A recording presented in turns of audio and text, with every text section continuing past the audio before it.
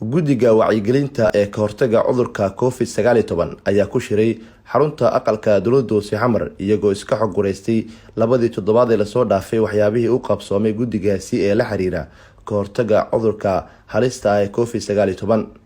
gudoomiyaha gobolka Banaadir ahna duqa magaalada Muqdisho mudane Maxamed Cumar Filish iyo mas'uuliyiinta kale ayaa bogaadiyay dadgelinta wacyigelinta bulshada ee la xiriira hortaga cudurka coronavirus oo si adag u saameeyay caalamka.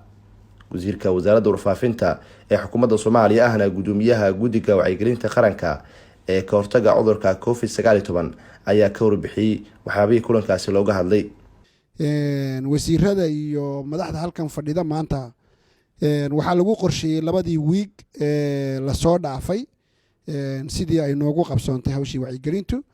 iyo wiigaga kale aanu doonayno in hadda bilowno sidii loo dardargelin lahaa hawlaha wacyigelinta iyo istaageeridda bulshada Soomaaliyeed. runtii gudi ahaan waxaanu aad iyo aad ugu faraxsanahay shaqada la qabtay iyo sida ummadda Soomaaliyeed looga wacyigeliyay khatarta xanuunkan uu leeyahay. waxaanu ugu baaqaynaa runtii shacabka Soomaaliyeed meel kasta ay joogaan magaalada madaxda dalka Muqdisho iyo dhammaan gobolada dalka inay ka digtoonaadaan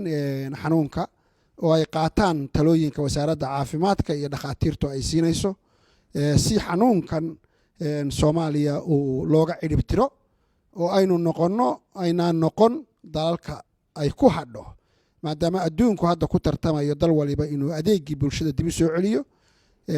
dhaqdhaqaaqii adduunka uu la lahaa iyo ganacsigii uu la lahaa uu dib u soo celiyo dal waliba uu doonayo dalkiisu inuu noqdo ka ugu horeeya ka soo kabta xanuunka coronavirus. sidoo kale waad la socotaan meelo badan oo dalka magaalada Muqdisho ay ka mid tahay gudoomiyaha iyo tiimkiisu hadda nala wadaageen waxa ka dhacay fatahaado roobabku keeneen ama daadad oo iyaga laftigoodu dad Soomaaliyeed oo dan yara dhibaato u geystay. marka waxaanu ku dhiirigelinaynaa dadka Soomaaliyeed ganacsatada Soomaaliyeed inay isu gurmadaan inay qaataan oo talooyinka madaxda